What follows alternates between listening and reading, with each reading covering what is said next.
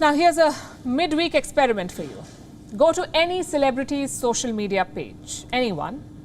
Go to their latest post. Now scroll down and read the comments. I can guess what you will see. Some flattering replies, some critical remarks, and a lot of insults. It has become commonplace on social media. People hate on you for no reason. They swear at you. They criticize you. They make you feel bad. At least they try to. In most cases, for absolutely no reason. Japan has come up with a solution for all of this. Their parliament has made online insults punishable. Or should I say, more punishable. The existing laws did not call for stringent penalties, a fine of $75 and detention for less than 30 days, that's all. The new laws are much stronger. You will have to pay $2,200 in fine and you could land in jail for 1 full year.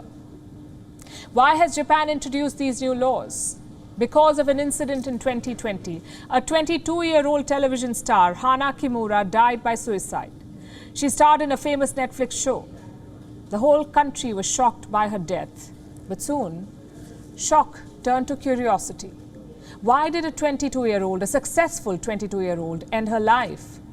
Many fans pointed to the online hate she received. Kimura herself shared some of those comments. And on that same day, she died by suicide. Clearly, there was a link. The police ended up arresting 3 men on charges of cyberbullying, and 2 years later, there is political action. New laws to stop online insults. The question is, will it work? Well, a lot depends on police work. Most users do not hurl insults from their own accounts. They use fake ones. And that means additional work for the authorities in Japan. Chase the fake account, find the person behind it, and then arrest them. Also, who defines what is an insult? That's what some opposition lawmakers wanted to know. What if this law is used to target dissidents?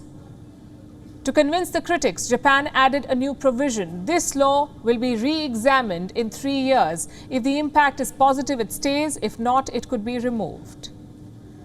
Now, we hope the new laws do exactly what they're designed to do, because online hate is a very serious problem, especially for youngsters. I've got some data for you. 37% of teens have been bullied online. 30% have been bullied more than once. Instagram is said to be the most toxic. 43% teens on Instagram reported cyberbullying. And this can take many forms. Some users insult your looks, others make fun of your opinion, or maybe even your loved ones. It's easy to dismiss them as trolls, but sometimes these insults stick. The case of Hana Kimura is the perfect example. She had everything going for her, yet the insults stuck. Japan's law will help to cut that down. After all, 1 year in jail is a long time. People will think twice before insulting someone online. But that alone may not be enough. Social media companies must also join the campaign. How can they pitch in? For starters, by banning fake accounts, or else these cyber crimes will continue. I'll give you an example from India, and it's an extreme case. In November last year, a Twitter user issued rape threats against cricketer Virat Kohli's daughter. The police traced the IP address. They chased the user down to Hyderabad. But guess what happened next? The man was granted bail by a court in Mumbai. The bail plea said that merely tracing the IP address is not enough, and the court agreed. Do you see the problem here? There is a grey area around creating fake accounts, around tracing hateful comments on social media. Many cyber criminals use this grey area. They get away with their online hate campaigns. Public figures are clearly the worst affected. Every move of theirs is criticized online. The way they look, the way they walk, the way they talk, and sometimes these insults leave a lasting impact. Japan has found an interesting way to tackle this, but clearly more needs to be done. Not just in Japan, but everywhere. If the goal is to end online abuse, big tech will have to be roped in. If not, loopholes can always be found.